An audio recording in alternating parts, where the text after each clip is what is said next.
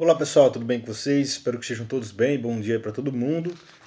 Vejamos, semana passada nós demos início ao capítulo 12 do nosso livro de Geografia, né, que se inicia aí na página 169, cujo tema é América e Espaço Urbano e Atividades Industriais. E na aula passada nós vimos que a América, né, levando em consideração Norte, Centro e Sul, ela se desenvolveu de maneira diferente, até pelo processo de colonização, que teve grande influência também. Alguns países tiveram colônia de povoamento, né, que são os mais desenvolvidos. Os demais, que pertencem à América Latina, diferente dos dois da América Anglo-Saxônica, tiveram aí uma colonização de exploração, na qual nossas riquezas eram levadas para as metrópoles europeias, como Portugal e Espanha, né, principalmente. Então teve grande influência, né, também no processo de formação social, no processo de desenvolvimento social. Os países que tiveram colônia de povoamento se desenvolveram bem mais do que os países que tiveram colônia de exploração. Outra questão da organização social e da formação industrial também foi a questão do relevo. Né? A gente viu que a América, na sua porção voltada ao Oceano Pacífico, certo? Na porção do oeste, ela é coberta ali por cadeias montanhosas e grandes cordilheiras congeladas, o que dificulta muito a formação de uma cidade, né? De uma formação de pelo menos um vilarejo. Então é muito dificultoso até pela questão do próprio clima, que é muito frio, né? E do terreno acidentado. Então dificilmente iria se construir uma cidade em um local como esse, cheio de montanhas, serra e gelo, né? Oriundos ali dos choques entre as placas tectônicas que acabam formando esses dobramentos modernos, né, que a gente sabe. Na região do Atlântico, que está em cima de uma placa tectônica ali, que é a sul-americana, não tem esses dobramentos, essas falhas entre placas tectônicas, então o terreno é mais plano, certo? Então justamente é ali que os colonizadores adentraram em nosso território americano e começaram a explorar nossa Mata Atlântica, que foi tão transformada ao longo do tempo, tá? Então a gente viu aqui o espaço urbano, como ele foi organizado nas três Américas, digamos assim, se formos dividir em Norte, Centro e Sul, né?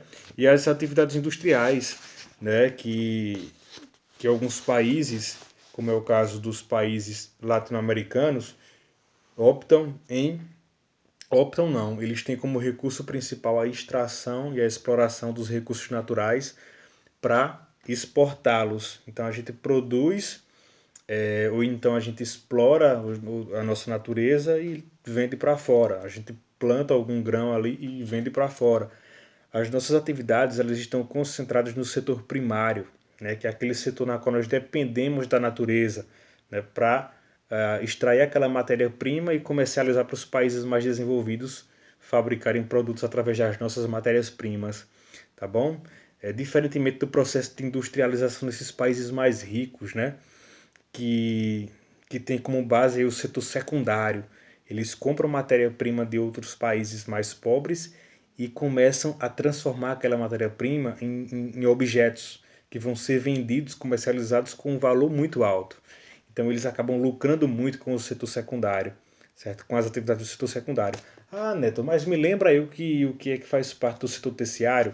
Quando esses produtos saem das suas lojas, das suas indústrias e vão em direção para as lojas, quem é que vai comercializar? Os vendedores. Né? Então os vendedores eles fazem parte do setor terciário, é quem vai comercializar aquele produto. Outros exemplos do setor terciário: professor, garçom, médico, advogado, aqueles profissionais que precisam trabalhar ali realmente para conseguir sua grana, que prestam serviços sociais, digamos assim. Esses são os caras que fazem parte do setor terciário, tá bom, da economia. Dos três setores, qual que gera mais lucro para um país? Acertou quem pensou o setor secundário, o setor industrial, o setor de transformação da matéria-prima em algum objeto. Tá? Então, o setor secundário é o que gera mais economia para qualquer país no mundo. Então, países como o Brasil, que tem no setor primário sua fonte de renda, né, está longe, digamos, de um desenvolvimento. Nós temos um processo de industrialização já no nosso país, nós temos, comparado a tempos atrás, Hoje nós já temos até uma industrialização moderna, né? A indústria moderna é totalmente diferente da indústria tradicional. Por quê?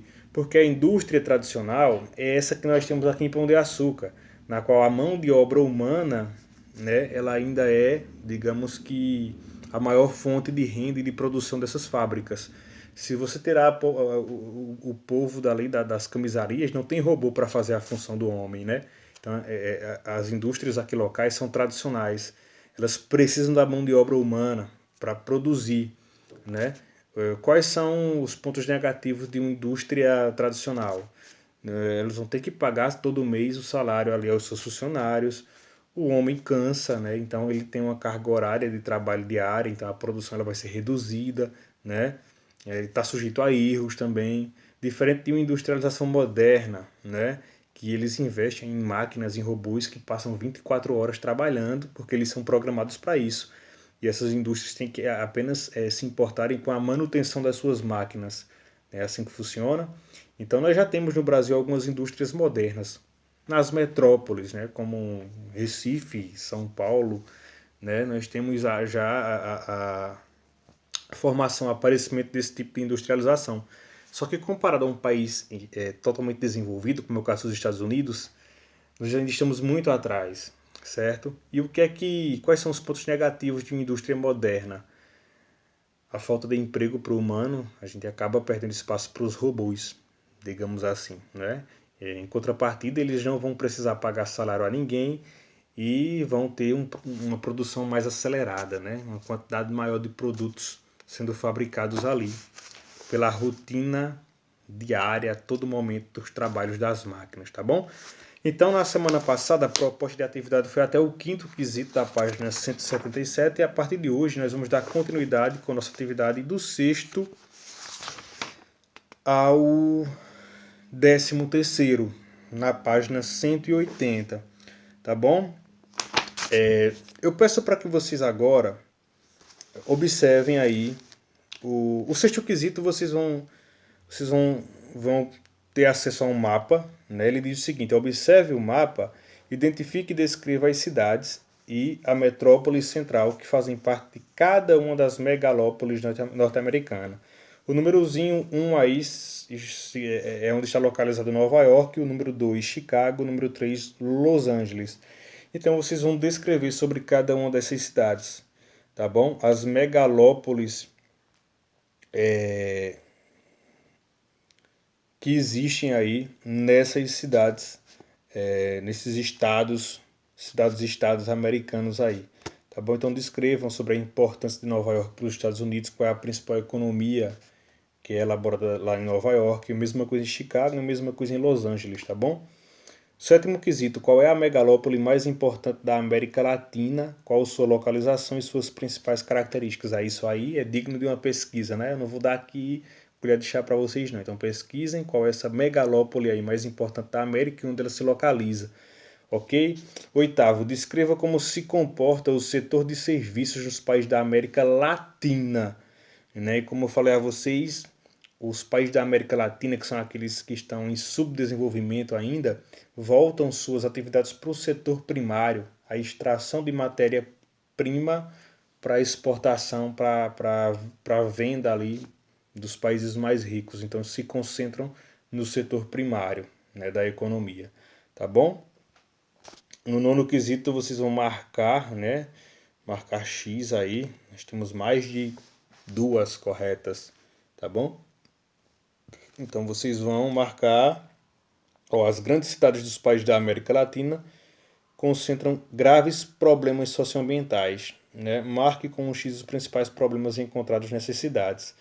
Então, esses países subdesenvolvidos eles crescem de maneira desordenada, desorganizada, o que acarreta diversos problemas que inclusive eu citei no vídeo da aula anterior, né? Como falta de saneamento básico, né? Precariedade no transporte, na segurança, na saúde básica, enfim, tudo isso são problemas encontrados em países subdesenvolvidos que vocês vão encontrar alguns deles aqui no quesito marcar um X lá, tá bom? Décimo quesito, sobre o espaço urbano na América Latina, observe a foto e marque as afirmativas verdadeiras. Vocês vão realizar a leitura, nós temos mais de duas corretas aqui também, no décimo quesito, certo?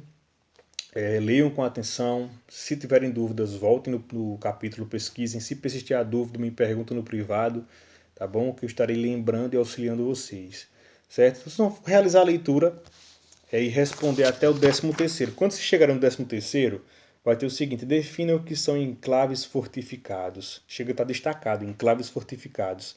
Enclaves fortificados nada mais é do que, vejam só, conforme esses países vão crescendo, as cidades vão crescendo, vão chegando pessoas ali que são pessoas de má intenção, de má índole, que vão querer vandalizar, que vão querer roubar, né?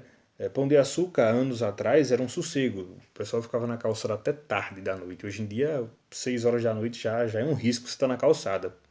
Até se você fechar a porta no cadeado, corre o risco de alguém entrar pelo telhado. De tão perigoso que está. Então, conforme as cidades vão crescendo, tendem realmente se falta segurança, tende a ter um aumento na criminalidade. Então, são criados os enclaves fortificados, que nada mais são do que espaços privatizados, né, fechados e monitorados, como é o caso de um condomínio fechado. Um condomínio fechado ele vai ser um enclave fortificado, porque ele é privado para quem vai morar ali, né? Nós temos aqui bens de consumo que são privatizados, como questão de banco, você pode depositar seu dinheiro, enfim, sua fortuna ali num banco que é privatizado, ele vai estar responsável por cuidar da sua fortuna por você. Nós temos espaços de lazer que nem todo mundo tem acesso, são espaços privados, né? Então, esses enclaves fortificados foram criados com o intuito de propor uma maior segurança, né? Uma maior tranquilidade para quem acessa, para quem frequenta esses espaços, tá bom? Então, pessoal, realizem a atividade até o 13º quesito da página 180, certo? Qualquer dúvida, vocês já sabem, me perguntem no privado, estarei ali à disposição para ajudar vocês, certo? O assunto não é tão complicado, vocês vão necessitar realizar algumas pesquisas para responder alguns quesitos, que é super normal, né? Vocês vão fazer isso super de boa também. E é isso. Boa atividade para todos. Qualquer coisa, vocês sabem, né? Me chamem no privado que eu estarei aqui para auxiliar. Boa atividade. Prazo de envio até o meio-dia. Tá super tempo aí para vocês copiarem tudo, aí escreverem e me enviarem tudo certinho. Lembrando, não vou aceitar a resposta de qualquer jeito não, viu? Nós temos aí quesitos com um monte de linhas. Não responda uma linha e me enviar a foto não, que eu mando refazer.